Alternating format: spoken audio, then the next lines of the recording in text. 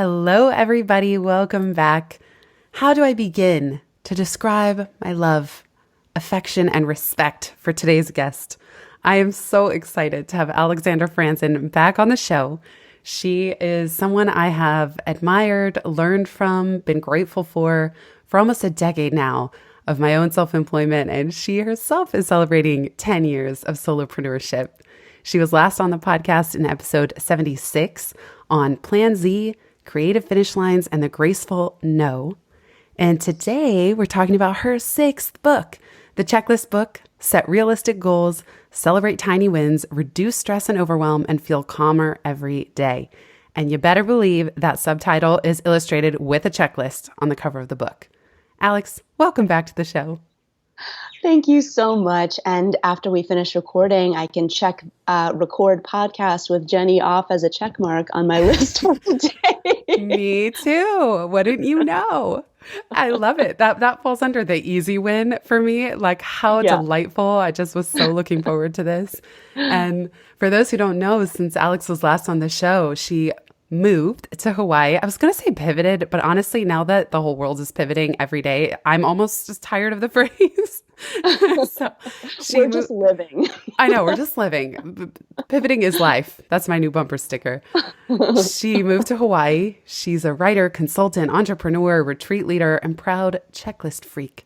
She's the founder of Tiny Press, a publishing imprint specializing in very short books that are 100 pages or less. And her other books include You're Going to Survive and So This Is the End, a love story. I just have to say, Alex, you are such a giver and you write and lead with such heart and authenticity and helpfulness and joy and delight that every time I see your emails come in, it's like a warm email blanket. Thank you. Oh, thank you. That means so much to me. And it really is. Yeah, you mentioned a moment ago that I've been self-employed now about 10 years, and I've been writing online and offline and running my email newsletter about 10 years as well. And it is such a joy for me to connect with people and share things that inspire me. And it really, writing my email newsletter is for sure one of the highlights of my week. It just feels so good. There's so much packed in there. It's always a delicious mix of playlists, checklists, resources, inspirational writing, stories. It's just great. In fact, listeners, if you're not already subscribed to Alexandra Franzen's newsletter, you got to. It's alexandrafranzen.com. I'll put it in the show notes. And you and I have a similar business setup in terms of neither of us are really on social media. And I'm with you. I do my podcast and my newsletter, Pivot List. That's it. That's where I can give the most. I can show up the best with heart, with the things that I love. And I know we did talk about that in the last episode, but it must be interesting right now because so much of the world has gone online. How is that 10 years in? How's it going in terms of choosing what to be on and what not to be on? Oh, 10 years in. Yeah. So 10 years ago, I officially quit my cubicle job. I was working in public broadcasting at the time. And I knew it's funny. Like, I feel like some people launch a business with this huge strategy. Like they have like a business plan and a 5-year vision. And, they've got a whole thing like written out in a marketing brief. And they've got this whole plan, which is amazing. I did not have any of that. Like, I basically was like, I want to be a writer. I want to somehow figure out how to get paid to write. I would like to have a career that feels creative in some way. And I don't want to work in a cubicle. And like literally that was my only criteria. I didn't really have the rest fleshed out. And I just kind of leapt forward and trusted, like, I hope I can figure it out.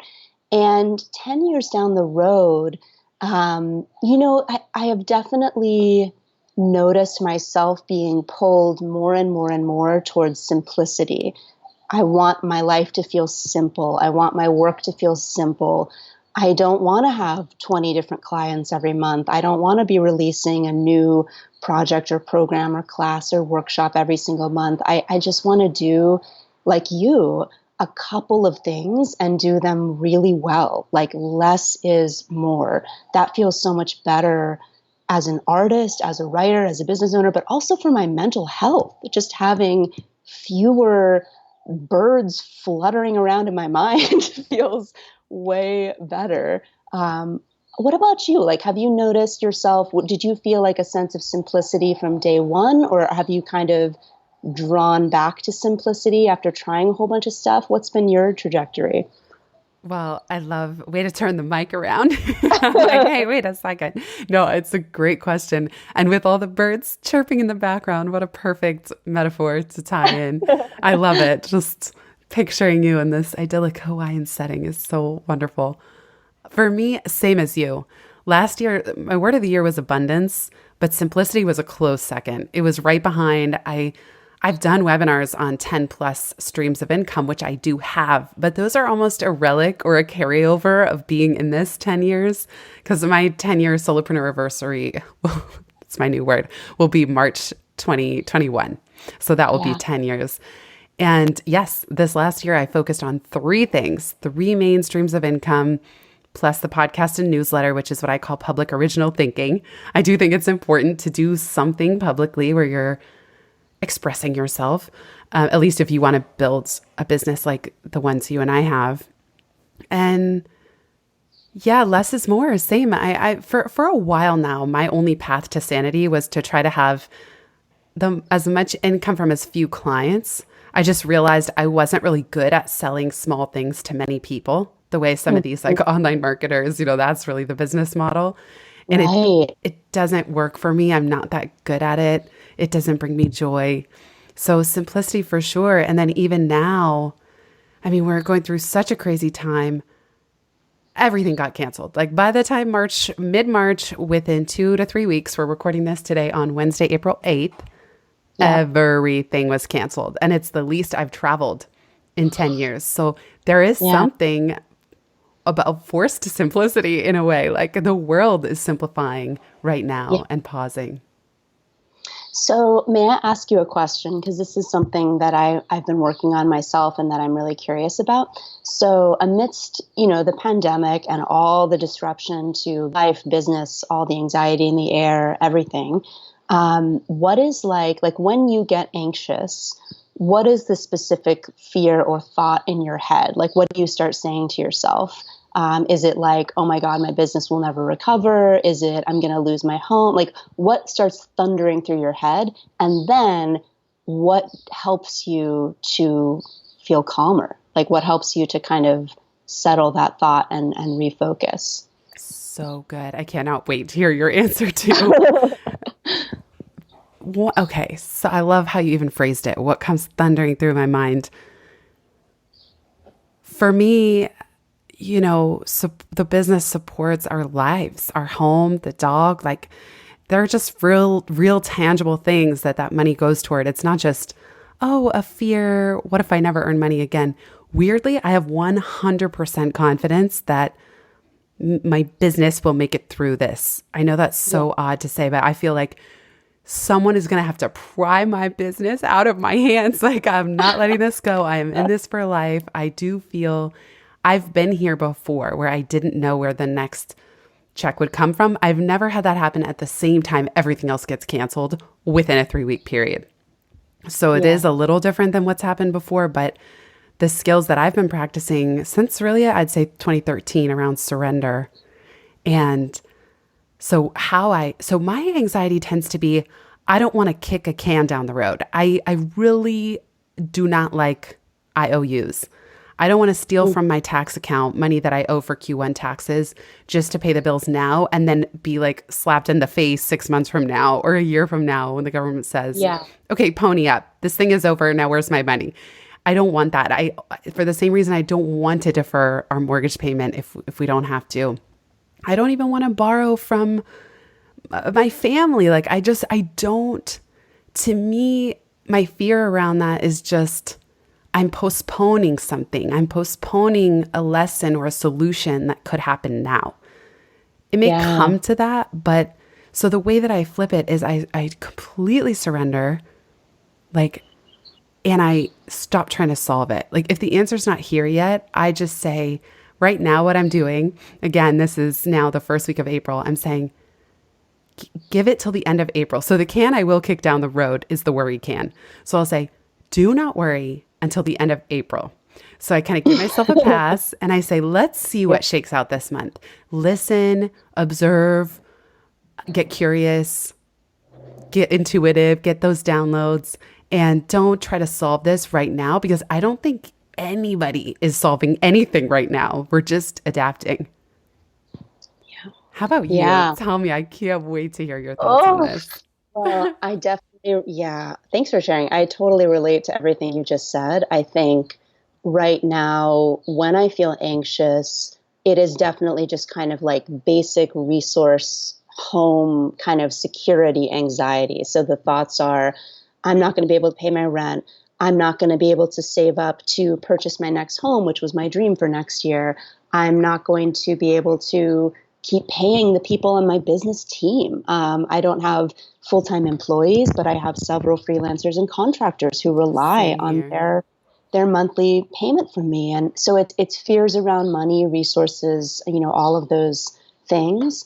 Um, and like I don't want to take out debt. I don't want to, ask for it. So there's that anxiety too. And fear around money and resources. I mean, I really think it just gets to the core of our like primal human brains. It's so paralyzing. It can be so overwhelming because it's about staying alive ultimately, right? It's about sheltering and feeding yourself. So that anxiety can get so loud so quickly, especially when the world is in a state of upheaval. And then how I get myself back into a calm place.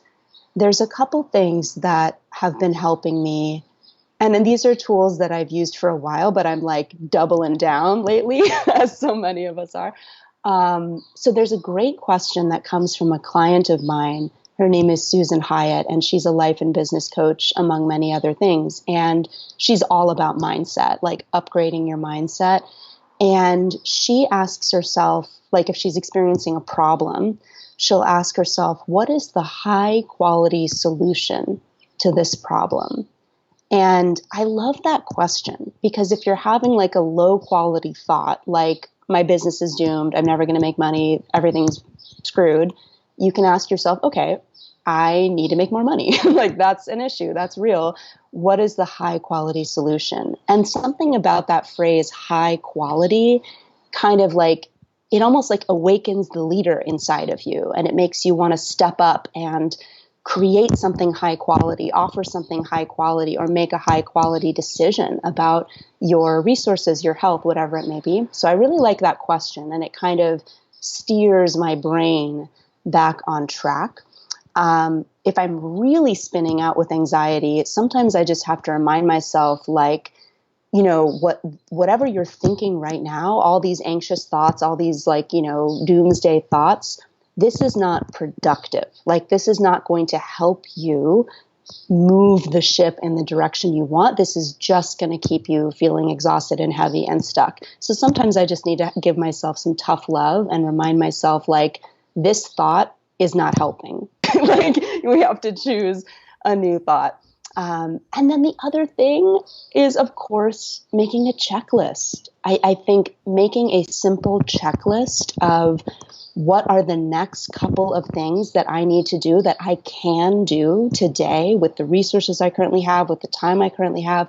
Making a simple checklist is so powerful because it really helps to quiet that mental storm and just refocus on the simplest action steps that you can take right now. So making a checklist for me is all about my mental health. It's like medicine, and it really helps me to create the best possible day, even when the world is in such a state of disruption. So those are some things that help me Those are out. so good. I'm with you. I just as you were saying, making a checklist in my head, I was thinking my checklists are oxygen. And then you use the phrase Yes. medicine. Ah, I yeah. live by they're so calming. And I love Yes. how your daily checklist template includes easy wins, moments, and there's one section called unexpected slash spontaneous slash extra credit. Like that, I Yes. have to say, I've never thought of putting easy wins or extra credit on my checklist, but I love that. I love that. So satisfying if you get to check off something spontaneous or some easy win to build that momentum, especially on a hard day. Yes. So, yeah, when I make my daily checklist, and this is something that I talk about in my book, the checklist book, and I have templates people can download on my website, it's really important to me that my checklist for the day is not just a to do list. It's not a to do list. It's not just like 25 tasks that need to be completed. It's more like a vision for the day that is realistic, focused, and also flexible, that leaves room for unexpected things to arise because they always do, right? Like that's just inevitable, a fact of life. And so, yeah, I love starting the checklist with a couple of easy wins, like drink a glass of water, drink your coffee, snuggle with your dog, just things that you're probably going to do already, but it just feels good to check them off anyway and kind of feel that sense of pride and momentum. Like, yeah, my day's off to a good start. Look at all those check marks I already got. It's not even 7 a.m. And then moving into a combination of tasks and moments. So a task would be like, answer 10 emails, send invoice to so and so, kind of work related or other important tasks that really need to get done today. But then also putting on the checklist moments or experiences like look at the sunset, call mom, take a bubble bath, whatever it may be, but experiences that fill your soul and that make you feel mentally and physically strong. Because I know for me, if I don't put those moments on my checklist, they don't happen. Like I need to put them on my checklist to make them just as important as all of the work related tasks. That's crucial. And that's something I've kind of learned through the years. Like, oh, if it goes on my checklist, it will probably happen. If it doesn't go on my checklist, I will probably forget or just not make time for it. So that's been really helpful for me. What about you? Like, what are some moments that you keep on your checklist most days that make you feel good, that give you energy? I just love I love the values that I'm hearing come through, which is so often our checklists are almost a source of dread or Right. drudgery, or just a long growing list that never ends. And I Yeah. really love your reframe around because let's say a typical checklist is really around tasks and productivity, whether it's personal or professional. On the personal side, it's always like pay sales tax. Even, I don't put vacuum the house, but I wouldn't be thinking about exciting things that you just described. Though I will Yeah. say that the time I kept a meditation streak for almost 5 years, and it was 1,000 days unbroken. And that was because I put meditate at the top of my checklist. And every day Wow. I got to check it off. And I swear that is what kept that streak going, which is now broken. Yep. But I used to use these Because you're little, human. yeah. And you know what? I needed a break. I just needed to not commit to something every day in a weird way, even though, of course, Yeah. it'd be good for me. So, yeah, I think I could do a better job of putting more delightful or moment related things on my checklist. I used to do it Yeah. daily, and now I started doing, I don't know, it's just like sometimes it's a week or 2 weeks.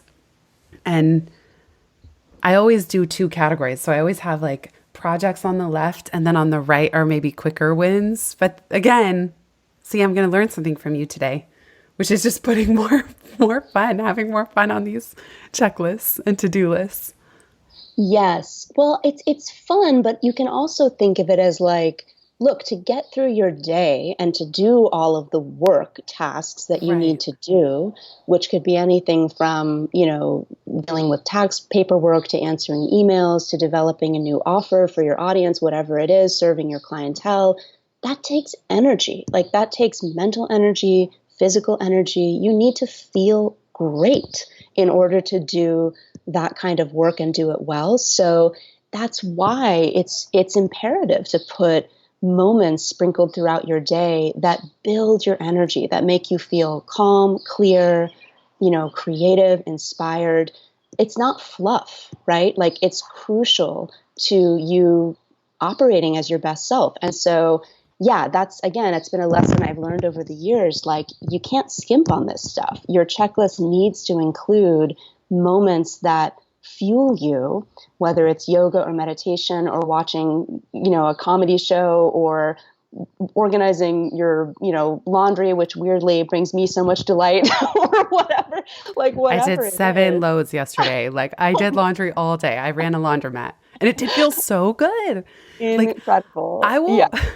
Okay, one of my favorite things is like putting hot clothes fresh out of the laundry, just dumping Oh, them on myself. Isn't that it's the so greatest? good. It's Yeah. so good. It, Also, oh, sorry, you no, go reminded me ahead. of something that I wanted to mention. So you said you did meditating every day for 1,000 days in a row, unbroken, and then you needed a break because you wanted more spontaneity, or you didn't want to have so many commitments in your life. You were craving like, less of that. And it reminded me of this thing I read. I can't remember where, but it was about, apparently there were these Buddhist monks who were practicing non-attachment. And they practiced non-attachment and they practiced non-attachment. And they got so good at non-attachment that then they realized, oh no, we're attached to non-attachment. So then they started practicing attachment to like balance it out, which just strikes me as the most hilarious, delightful thing. And it sounds like that's kind of what you were doing with your meditation practice. That's true. Because in a way, my whole life has been about checking the box, getting an Yeah. A, adherence. That's part of my fear around kicking a IOU down the road is that it's not responsible. I have a Yeah. real sense of responsibility. And the other day, oh my gosh, I saw a meme on Reddit that is haunting me because it's like all of you capitalists or entrepreneurs, you say that you pay yourselves more because you get the rewards of taking on all the risk. And then as soon as the risk actually happens, now you're looking for a bailout. And something in that just got to me that I know this pandemic, it's no one's fault, nobody, and we're all affected. Before we hit record, we're talking about just for you, even being in Hawaii and seeing how tourism, in a way, it's good nobody can fly in. But on the other hand, there's so many businesses that are hurting. And Yeah. that meme that I saw on Reddit, it's like it got to me because I thought to myself, yeah, I chose this. I'm the one that got to work from home every day for 9 years, and I'm the one that didn't build up my emergency fund big enough to last 6 months or a year, even though I was trying to do that. I just hadn't gotten there yet. And Yeah.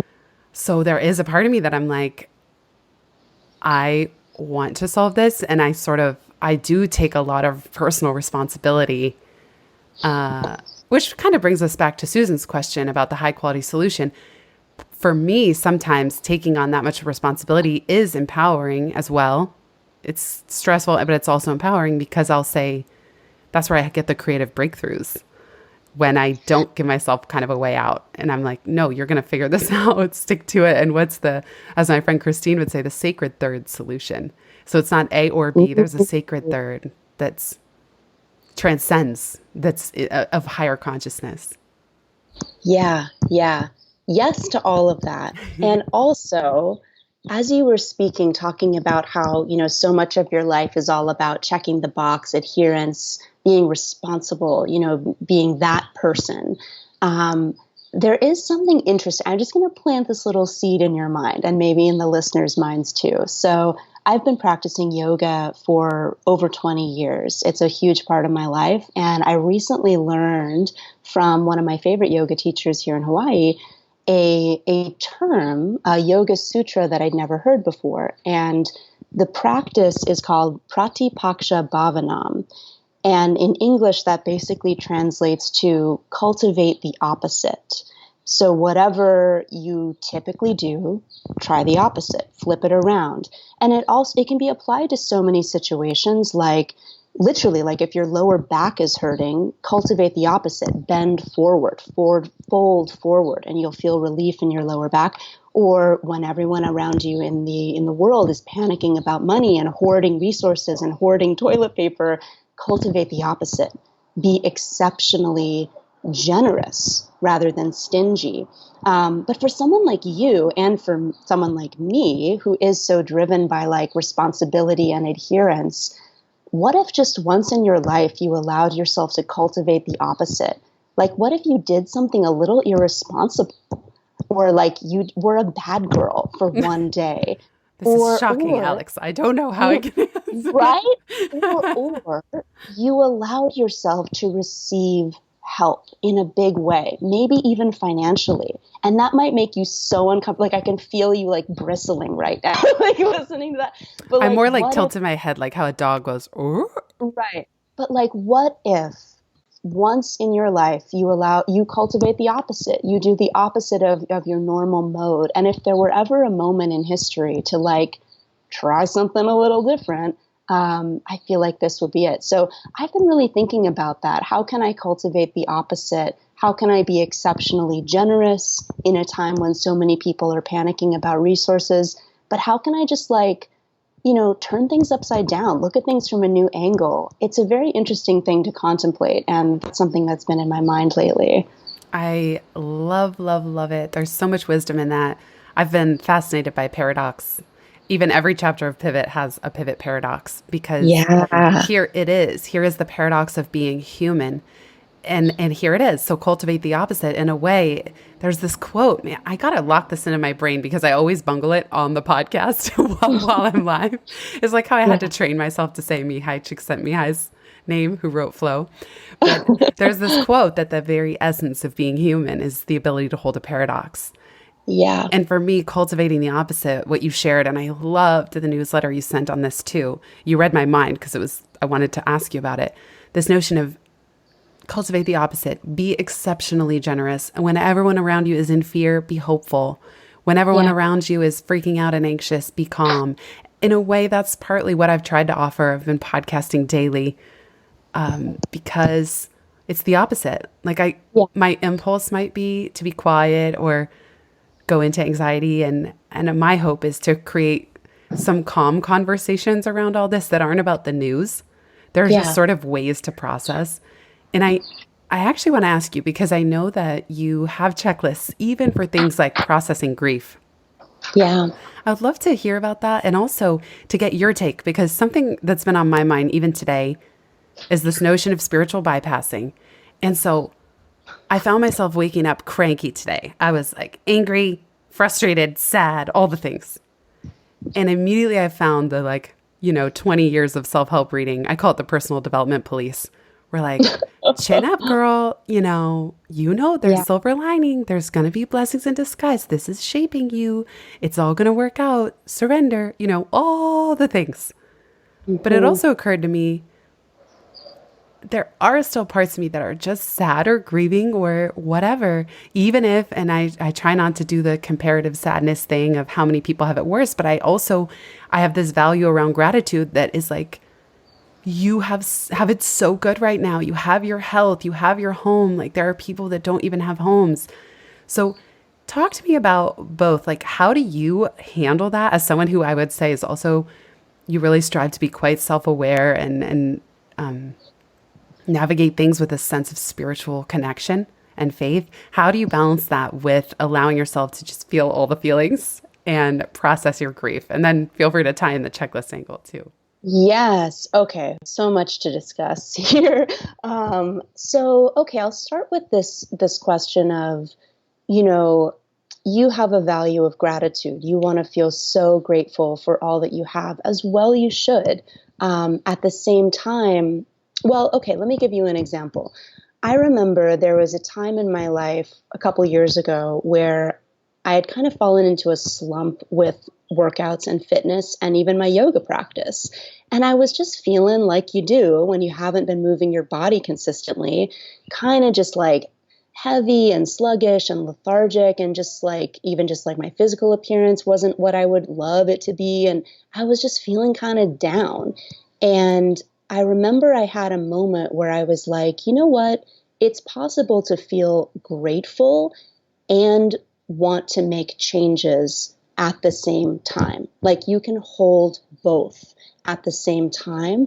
You can feel so grateful for your physical body just as it is, grateful to have all your limbs, grateful to have a reasonable degree of health, grateful you're not battling cancer, whatever it may be. You can be grateful and also be like, and I want to do better. I want to improve. I want to recommit. I want to feel better. I want to change. So I think that notion of like holding both at the same time can be applied to so many things. You can feel grateful for having a home and having food in your fridge amidst a pandemic when so many do not. And at the same time, you can be like, I want to pivot. I want to strengthen my business. I want to get my finances back on track. You can be grateful and want more at once. I think that's like tricky sometimes for our brains, but I think it is possible. And then grief. That's like, I feel like we could do a whole like audiobook on grief, which is such a complicated human emotion. But, after going through my last breakup, which was for sure, the most emotionally torturous, painful experience of my life. We were chatting a little bit about this before we started recording. I went into grief like never before. Like I grieved so hard after that relationship ended because I thought this was my forever person. And it just was it was the kind of grief where like you get in your car because you just desperately need to get out of the house and get some space because you know your relationship is ending. And I would like drive to a park and just park my car, roll up the windows, put my hands on the steering wheel and just sob and cry and like howl like a wounded animal, like just these sounds coming out of me that I've never heard before. Like it was wild. It was wild grief. And I went to see, I think she was kind of like an acupuncture, like naturopathic healer shortly after that relationship officially ended. And I told her, I was grieving and I was depressed and I felt so awful, et cetera, et cetera. And I remember she said something to me that really stuck in my mind. She said, grief is like childbirth. You're giving birth to your new life. And just like childbirth, just like the process of giving birth to a baby, you're not in complete control. Like nature is in control. You have some influence, you can do some things to make the grieving process maybe a little bit more comfortable or flow a little bit faster. But ultimately, like it's going to take as long as it's going to take.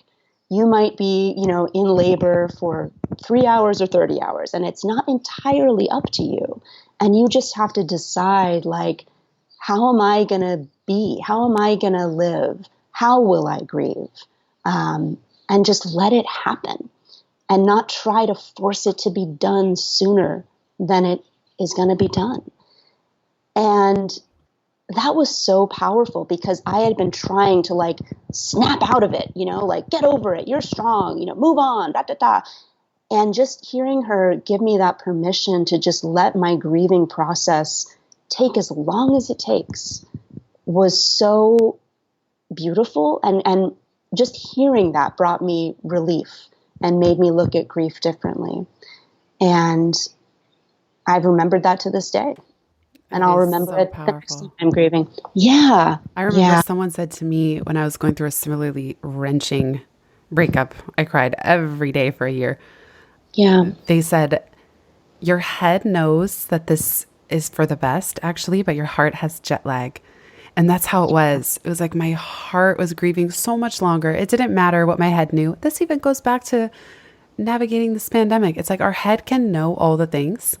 Even our spiritual mind or spiritual side can hold the light for the higher consciousness of it.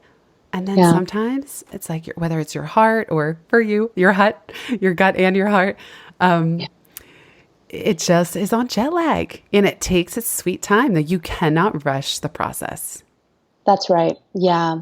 After my breakup, I decided to just restart. I moved to a new state. I moved to Hawaii, which had been a dream of mine. Woohoo, indeed. Although when I arrived, it was not a woohoo moment. I arrived with like having, left my home, sold my furniture, everything. I arrived in Hawaii with basically 2 suitcases and like the puffiest face you've ever seen from basically sobbing for 6 months straight. And my friend picked me up at the airport and my friend Kate. She's amazing. And she had made a breakup survival kit care package for me with like a soft blanket and a bottle of tequila and like a music playlist that she curated, and just so amazing. And she wrote me a note when she dropped me off at the place where I was staying that just said, there is no rush. Like, there's no rush to snap out of this and be, back out there on the dating scene 2 weeks from now, or whatever the case may be. It's okay to take your time and let the grief process happen. Now, that doesn't mean that you allow yourself to just like be stuck and apathetic or take, terrible care of yourself or whatever. But again, it's like holding two things at the same time, letting the grief process happen at whatever pace it's going to happen, while still taking the steps that you can to take good care of yourself and to keep yourself mentally and physically strong, both at the same time. We can do it. It's tricky for us humans, but we can. Yeah. And during that time, as always, checklists really helped me out. I made what I called my survival checklist as I was navigating the breakup, because it was complicated. My ex and I had started a business together. We owned a home together. We had a dog together. There was a lot of nuances to it. We were very entwined. And I was so overwhelmed by the prospect of that relationship ending that I just felt paralyzed. So I made myself a survival checklist, which was like, what are the tiny, tiny, tiny action steps that I can take today to start to take care of myself? And it was things like, spend 5 minutes Googling online and try to find a therapist in your area, or, call mom for a 10-minute, venting emotional support chat. Just really tiny things. Go for a walk outside, like get some fresh air. That helped me to feel just a little bit stronger and more empowered while my world was melting down. And I think when we're going through really hard times, whether it's a divorce or a breakup or an illness or a pandemic or all of the above happening at the same time, like, the daily checklist has to be full of incredibly tiny steps, so tiny, so that you can do it, because your capacity is a bit diminished during those stressful times. So focusing on those super, super tiny steps that start to move things in the direction you want is so powerful. And that really, really helped me to start to make steps forward toward the next chapter of my life without completely melting down every single day. Completely. You and I share the same ethos. I've started saying when I'm giving workshops, I don't buy the go big or go home mantra anymore. It's go tiny. Yeah. How tiny can you go? And you have Yeah. tiny press, of course. Yeah. And you even, I'm going to put this in the show notes, but you even encourage people to do a tiny project. And I've seen you like walk people through that. It's just, especially to go back to grieving, and thank you for sharing as much as you have, both right now on this conversation and also throughout it. You did check in, with all of us, your community, and that it's almost like, I read the Rilke, one of my favorite Rilke letters recently on the podcast, that a sadness, a new thing has entered upon you. Life has you in its hands. It will not let you fall, but processing that new thing takes tremendous effort. And so your grief checklist, which is around basic hygiene, like the tiniest things, that is a win. And just doing a few tiny things every day, that's actually how the big stuff gets done anyway. That's right. That's absolutely right.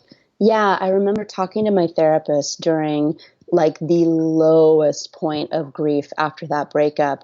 I went through, as most people do when grieving, like highs and lows. And, there was moments where I felt like, this is great. I'm upgrading everything. My life's going to be amazing. Like, just you watch world, like just kind of almost like manic excitement. And then I went through moments of just like paralysis. So sad that I'd lost the joy in everything. Like, not even coffee tasted good. I was just dead inside.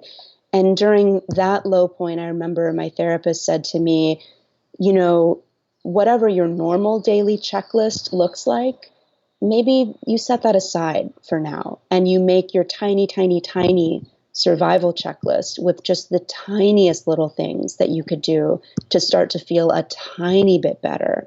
Maybe go outside for a walk in the fresh air is too much right now. Maybe you shrink that down to just open the window and feel the fresh air on your face, like really, really tiny, because sometimes we need to do that. We need to focus on the very tiniest things that will help us to start to build up the strength and power again, and then graduating to bigger things. And hey, as you were talking, you shared that beautiful quote. I was reminded of something that felt so pertinent during my grief and my breakup, but also that's so applicable to the pandemic right now, which is, so after I moved to Hawaii, I had the opportunity to go to this very, very sacred, special beach near where I live and participate in like a sunrise blessing chant ceremony with this amazing local woman, Kanani, who has become a friend of mine. She's amazing. And she told us this story. So prior to me moving to Hawaii, there was a volcanic eruption. As many may remember, it was all over the news. One of the volcanoes here on the Big Island erupted, and it was hugely devastating. Like lava destroyed roads, homes, tons of evacuations. It was a major, major, major disaster. And this happened, gosh, my memory is so bad, 2017, 2018. And when the lava came, Kanani told us, it destroyed these swimming holes, these beautiful swimming holes that had been like these little precious places that people in the community loved and that had been visited for generations. Kids, parents, grandparents, these swimming holes by the ocean were like a center for the community. And they were destroyed, covered with lava, just gone. Like they were there, then they were gone. And she said when that happened, she went into grief. She grieved the loss of this place that felt like a home practically. And everyone was grieving. But the crazy thing is that once the lava cooled and it created all of this new earth, new land, those old swimming holes were gone, but 4 new swimming holes had been created, and a brand new black sand beach, a new beach existed where there hadn't been a beach before. And I remember she told all of us sitting there watching the sunrise, she was like, the lava was so devastating and it took away so much, but now there is more than before. There's literally more land than before. More beach, more swimming holes. We now have more than before. And that phrase, like, when you hear one of those phrases that just burrows into your heart. I remember sitting there listening to her. And of course I was thinking about, my own individual life and my breakup and my grief. And I just told myself, I don't know how yet, because the lava is still flowing and things haven't settled down yet. I don't know how or when. But I trust that all of this chaos in my life right now is ultimately leading to more than before. More of whatever that means, more confidence, more strength, more certainty, more calm, More love. more Absolutely. love, more resilience, more of all the things, right? So I wanted to share that because that's perhaps a beautiful little word seed to plant in people's minds right now as we're all dealing with the disruption and the chaoticness of the pandemic. Like, without sugarcoating it, because it is hard and this is rough for so many people on a health level, on a financial level. Like, we don't want to pretend like everything's rosy because it is not. And also at the same time, perhaps in some way this is leading to more than before. And we don't know what that looks like yet, but I don't know. If I was going to try to hold on to some vision, that would be the vision I'd want. I'm so happy that you shared that story. And it reminds me along those lines, the one that gives me so much comfort is the Zen parable, we'll see. Or Zen or Buddhist, I'll put it in the show notes, but essentially that not to judge events of our lives and certainly not too soon. So Yeah. today I lost this client. That's horrible. It's the end of the world. We'll see. Because then tomorrow there could be more than before. And that's life too, is that Yeah. to not judge or attach to or judge things as bad. We just don't know yet. So it's like this mindset for me helps me of we'll see. And that Uh, same as more than before. Like this volcano, it's the terrible, it's the end of the world. This is so sad. We'll see. right. Right. And disruption has a way of bringing unexpectedly hard and unexpectedly beautiful things. Like I know a woman, she's a small business owner, and because of the pandemic had to close her business because she has the type of business that is, a brick and mortar business where people come in face to face. And she was devastated. She was panicking. This was just a couple of weeks ago that this was all happening, trying to pivot, trying to figure out, how am I going to keep money flowing in? How am I going to pay my employees? All the things. And in a moment of financial hysteria, she decided to, I shouldn't use the word hysteria, like it was very real anxiety. In that moment, she decided that she was going to sell one of her surfboards and just try to make a couple $1,000 real quick. She had this beautiful surfboard and she didn't want to sell it, but she was like, I'm just going to do it. Like, I just need some money now. So long story short, she, told some friends who told some friends who told some friends that the surfboard was available. And she got a text message from this guy who she didn't know, unknown number, saying like, hey, so-and-so said you had a board available. I'm interested. I'd love to come check it out. So he comes by to check out the surfboard and he walks in the door and like her stomach drops and she immediately goes, oh my God, this is my husband. Like I just met my future husband. Wow. And it turns out he had just moved to town. They hadn't met before, yada, yada, yada. They ended up having this like socially distant pandemic first date where they went for a walk outside standing, 6 feet apart the entire time. And who knows what will actually happen with this relationship or where it will go or whatever. But just what an amazing example of something so awful, this pandemic, the financial stress, all of it, leading her to make decisions that she wouldn't ordinarily make that then in a funny, circuitous, spirally kind of way brought this new person into her life that she might not have met any other way. I just love that story. That's amazing. And I feel like there's so much of that happening right now because our usual routines are disrupted. And when Yes. things are disrupted, new things can arrive. That's how it works, right? Try something new, get a different result. So that is a little bit of a silver lining to a very difficult time. Totally. And I love that story. It's so good. And you and I both, I know, are fascinated and interested and curious about silver linings and blessings in disguise. Yeah.